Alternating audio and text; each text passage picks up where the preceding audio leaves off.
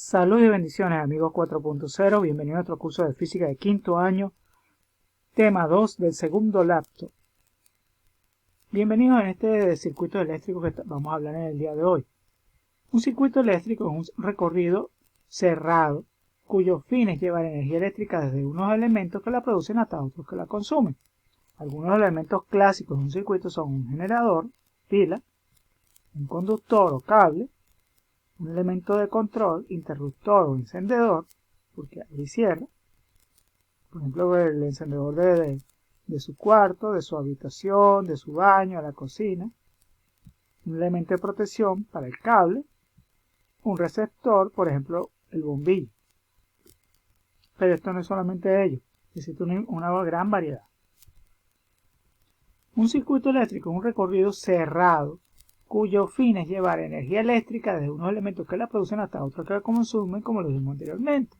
Entonces, precisamente, aquí está la pila y digamos aquí tres luminarias que la necesitan. Es decir, yo cierro el circuito y comienza a circular la corriente así. Pasa por un bombillo, por este. Se habla en serie porque está justamente uno detrás de otro. Si tenemos los mismos tres elementos, es decir, los tres bombillos dispuestos, pero de esta manera, cerramos el circuito, viene aquí y se divide uno aquí, uno acá, sigue la corriente eléctrica y se divide acá, para luego unirse en estos puntos y volver aquí a la batería. ¿Ok? ¿Cuál es la ventaja o desventaja de cada uno de estos circuitos? Si por ejemplo yo quito aquí uno de los elementos, por ejemplo este primer bombillo, ya no sigue pasando corriente porque estamos dejando el circuito abierto. En cambio aquí, si yo desconecto el primer bombillo, aunque no pase corriente por esta línea, sigue pasando corriente en los otros bombillos. Mi pregunta es, ¿qué clase de circuito creen ustedes que estén en sus casas? ¿Un circuito en serie o un circuito en paralelo?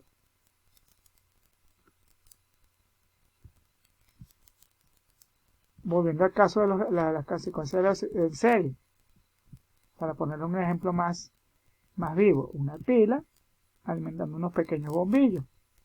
Pasa aquí, pasa por el segundo bombillo, pasa por el tercero. Si yo quitara el primer bombillo, no sigue pasando corriente y al desconectar este primer bombillo, los otros quedan inhabilitados. ¿Ok? ¿Me explico? Cuando les decía en paralelo, precisamente como esto.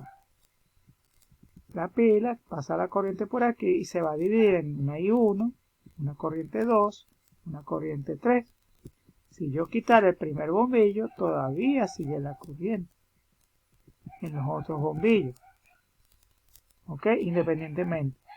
Entonces la corriente de la batería se divide por lo general de forma desigual entre los resistores. ¿Ok? Entonces vuelvo a mi pregunta. ¿Cuál cree usted que es el tipo de circuito que tiene en su casa? ¿En serie o en paralelo? Lo discutimos en clase virtual. Otro ejemplo de circuito eléctrico. Aquí vemos precisamente que está la batería. Pasa por este circuito y vemos que es una combinación. Aquí parece en serie, pero luego se divide en dos ramales que serían paralelos. Aquí este sigue en serie por este lado que es único, pero aquí a su vez se vuelve a dividir en otro paralelo que está dentro de este paralelo, que se comunica en serie con este señor. Claro, ahí se hace una serie de cálculos, pero que no quiero llegar ahorita al caso, sino que comprendan de que se puede complicar o puede haber combinaciones entre circuitos en serie y en paralelo, tanto como lo requiera un aparato en sí. Por ejemplo, el cableado doméstico, un circuito de 120 voltios se obtiene conectando cualquiera de las líneas calientes. Y digo líneas calientes porque son las que suministran la energía. Y la línea de tierra, un voltaje de 240 voltios para grandes aparatos como estufas eléctricas se obtiene conectando las dos líneas calientes de polaridad contraria. Nota, para obtener mayor claridad, la línea de tierra, la tercera línea que tiene las puntas redondeadas, no se muestra. ¿Ok? Pero aquí, a grosso modo, justamente van a comunicarse para la de 120 voltios, equipo sencillo, un equipo de sonido, un reloj, las luces. Pero, por ejemplo, cuando vamos a un refrigerador que trabaja a 120, se comunica con una sola línea. Pero si vamos a una estufa eléctrica que trabaja a 240 voltios, necesita mayor potencia. Y por eso se necesita dos líneas de 120, como pueden ver aquí. Para que las dos líneas de 120 le suministren a 240 voltios. Mi pregunta, si nosotros conocemos justamente que la electricidad aquí en líneas generales, porque es el promedio que es de 120, 110, ¿qué pasaría si conectáramos un aparato electrométrico de 240 voltios como esta estufa eléctrica? ¿Qué creen ustedes que pasaría? 5 segundos. Evidentemente este señor estaría subutilizado, tendría problemas en sus circuitos y no se alimentaría correctamente. Podría traerles consecuencias graves de riesgo eléctrico. Y al revés, si estuviéramos en un país donde la electricidad, por ejemplo en Europa, o países como Chile, tienen energía de 240, 220 voltios, si conectamos un aparato de 110, pasaría lo contrario. Hay una sobrecarga de voltaje y por lo tanto el aparato se colapsa, se quema, como diríamos vulgarmente hablando. Por eso es que tenemos que tener en cuenta muchas cosas en un circuito eléctrico, por ejemplo la velocidad de voltaje, pero también pudiéramos hablar de la intensidad de corriente, que se habla por amperaje. ¿Ok? ¿Cuál es el efecto de la corriente eléctrica sobre el cuerpo humano? Si fuera de 2 mA, es decir, 0,002 amperios, un choque suave o de calentamiento.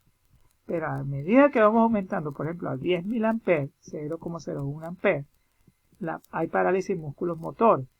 Y progresivamente, si llegamos a 1 amperio, solo 1 amperio, la quemadura sería fatal. Son serias. Y la muerte es casi instantánea. Claro, este es un promedio de lo que ocurriría en el cuerpo humano. Depende también de varias condiciones. ¿Ok? Finalmente, ¿cuál es la tarea de realizar? Una infografía. Recuerden que una infografía es como un mapa mental. ¿Y de qué se lo van a hacer? Sobre los circuitos eléctricos de algunas de las cosas que hemos hablado. Coloquen ejemplos, sean creativos, muchachos. Yo sé que ustedes lo pueden hacer porque son jóvenes y son bastante creativos y Dios les ha bendecido con gran creatividad, gran sabiduría e inteligencia. Por otro lado, recuerden que si para dudas, comentarios por este correo electrónico, mi canal de Telegram,